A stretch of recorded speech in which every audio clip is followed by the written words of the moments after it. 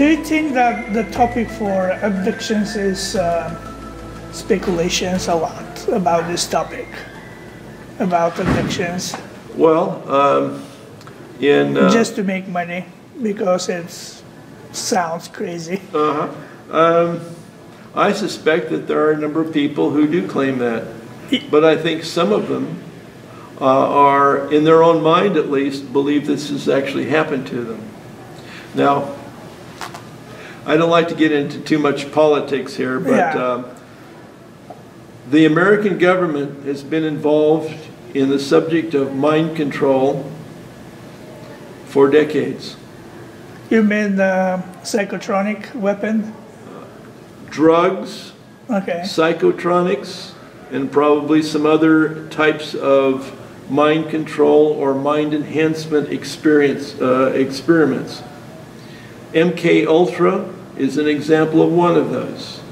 MK Naomi is another. There was another one called Project Artichoke.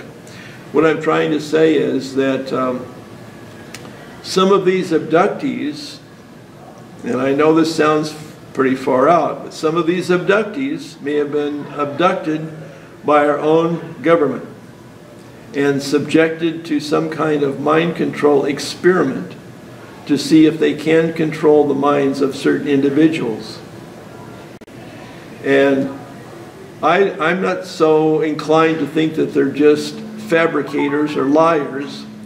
I suspect that what is happening is that they've been subjected to mind control and they actually believe that they were abducted by extraterrestrials. And then in some cases, I believe that a few people have actually been abducted by extraterrestrial beings for the purpose of scientific... Travis Wallace? Walton. Travis Walton may be one case. Actually, that he's a... I don't think so that he was abducted. He was taken. Okay. Because, it's my opinion. I'm going to talk with him today sometime about his abduction story. So I think, my guess, he was very close to this aircraft. And because he was very close, he was shocked or even dead after this encounter. And because these guys, they knew what's going on there, they took it to give him life back. It's my guess. Could be. And probably they fixed him, but they just put him in the wrong place. That's right. They returned him in a different place than where he was picked up. But the more important is that he's alive. That's very true. Yeah. This is my guess. Another reason for extraterrestrials being here, and I've heard this suggested by other people, is that maybe, perhaps, some of them here are for rest and recreation. Now, this is like a Star Trek episode, where the crew members of the USS Enterprise go on a rest and recreation tour to some planet, and they're transported down or they're landed, and they're there for recreational purposes. Yet another reason is this planet may be a source of valuable minerals, flora or fauna.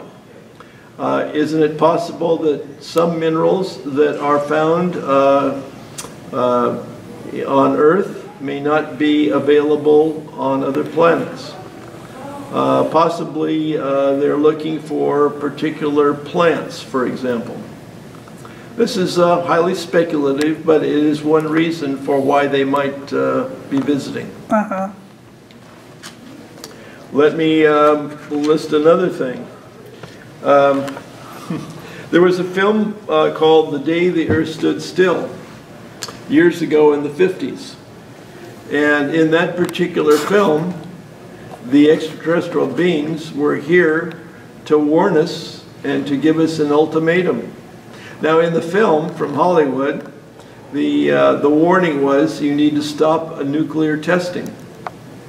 and that if the U.S. government didn't stop U.S. testing, there was going to be a very serious consequence. And so they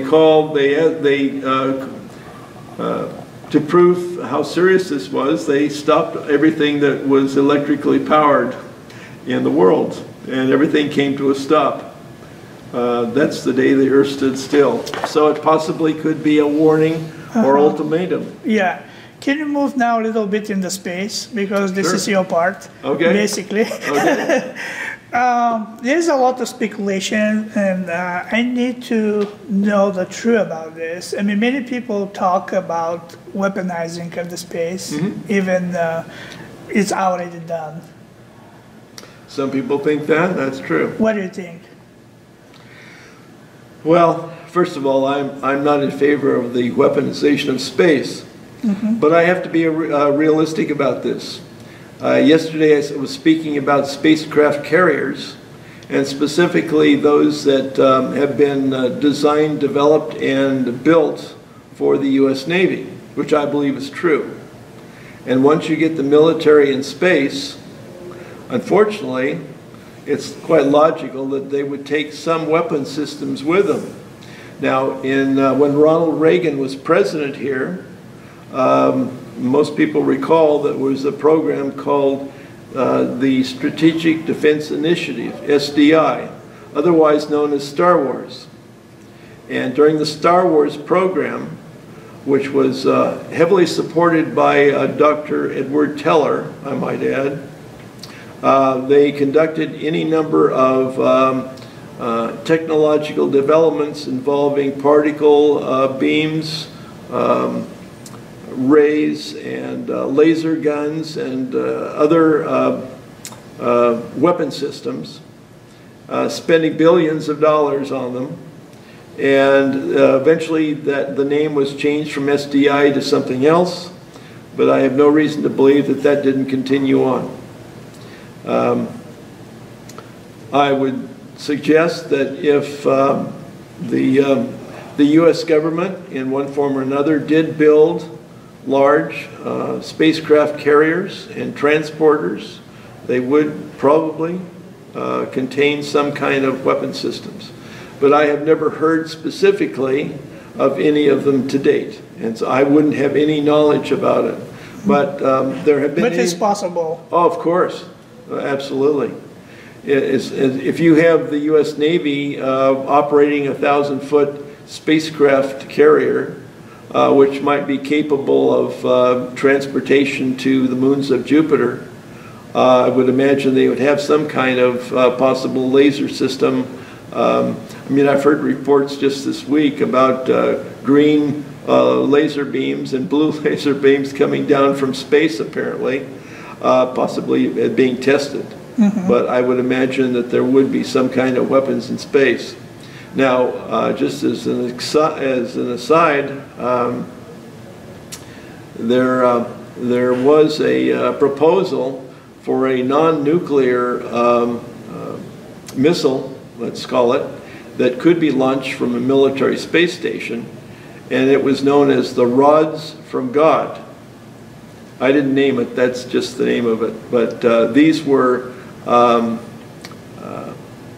basically telephone pole size missiles that were non-nuclear but could be launched from space. They were about, like I say, 20 feet long by about 1 foot in the diameter, and they were specifically designed to be launched from space, and as they became as the velocity increases as it went towards the Earth, these were designed to penetrate the surface of the Earth and destroy underground bunkers and facilities. Whether that was ever built or not, I don't know, but it was called Rods from God.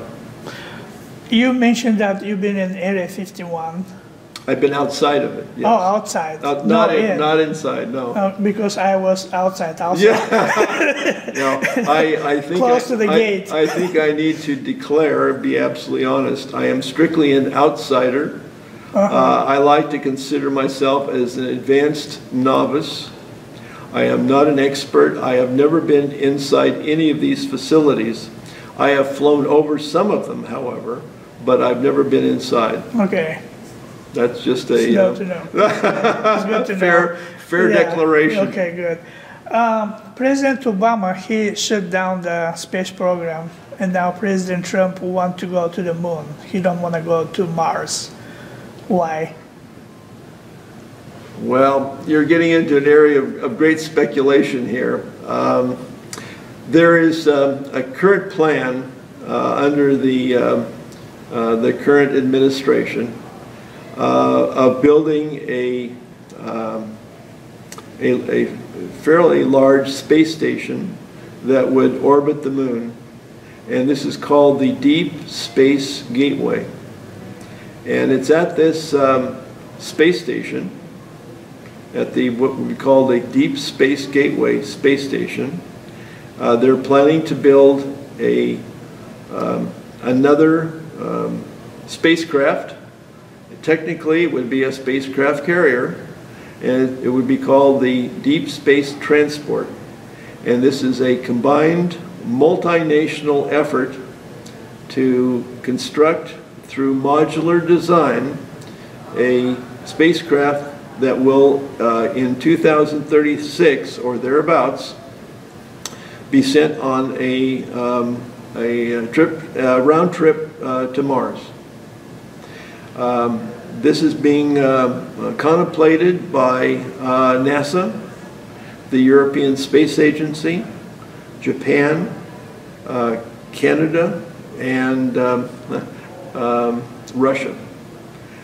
In case of Russia, this is the group called Roscosmos. Now, 1 week ago or thereabouts, President Putin announced the design and development of what he called the Super Heavy Lift Launch Vehicle. NASA has been developing the Space Launch System for some time now. And also, in the United States, we have a company called SpaceX, which has just recently successfully test flown what they call Falcon Heavy. And all of three of these launch systems, they're all rockets, by the way, using chemical propellants, but they're all to be used to create this space station around the moon for future construction of a base on the moon and bases ultimately on Mars. So we don't have any bases in the moon? I didn't say that. Okay. Or maybe we have. All right. Let me just say this. NASA has a budget of $19 billion per year. The Department of Defense has an annual budget now of $639 billion. That's 7/10 of $1 trillion. NASA is not funded sufficiently to keep up with existing technology that has been developed by other American companies in what's called either acknowledged special access programs or unacknowledged special access programs. We currently have the technology, at least in the United States, that would allow anti-gravity propulsion. Stephen Greer, who is a fairly well-known UFO researcher, has stated that the United States achieved one form of anti-gravity propulsion in 1954. And I have every reason to believe that that's not the only one that currently exists.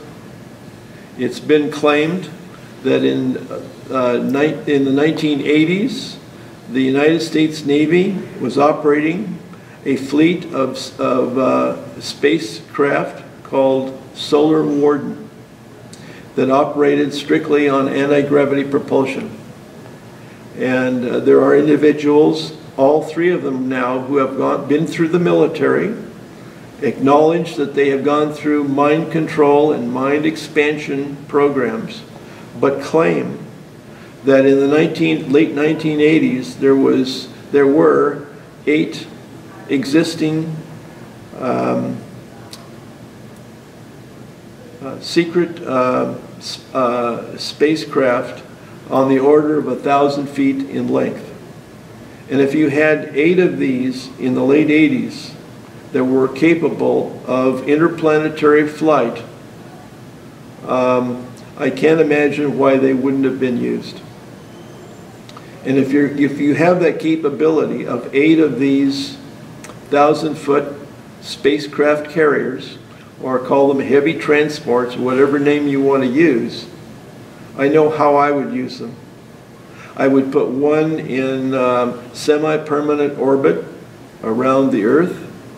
I would send one to the moon to build 1 or more bases on the moon and investigate what is on the other side of the moon.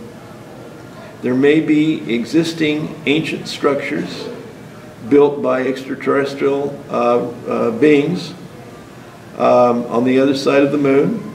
In any event, I would build a base on both sides of the moon.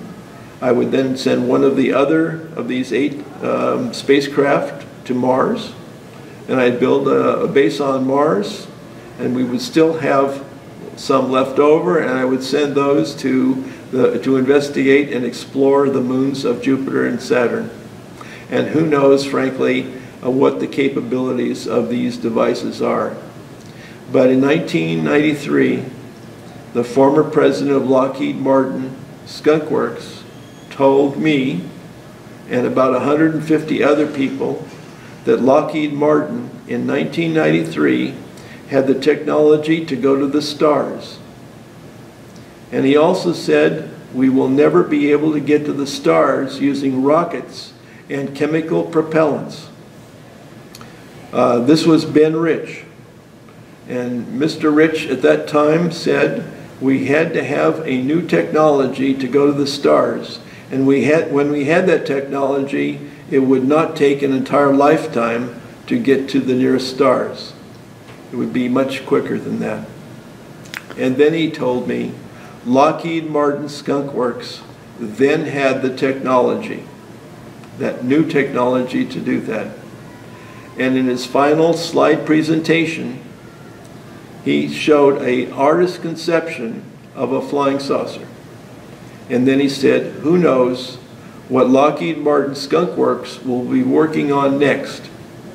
And to me, and the person that I was with, reading between the lines, this meant that Lockheed Martin had already achieved that.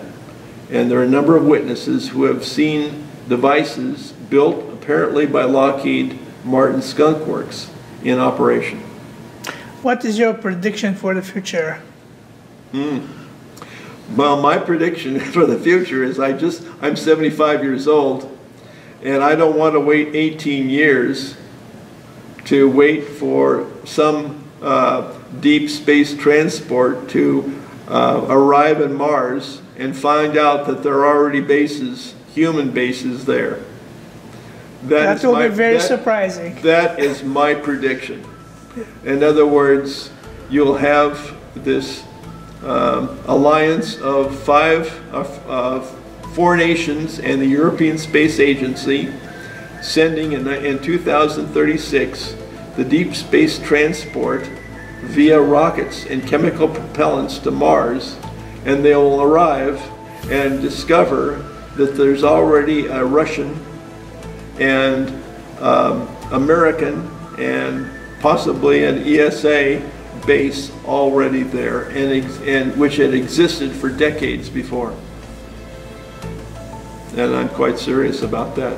This is my hypothesis. Okay. I don't know that it exists, but I've heard people say that it does.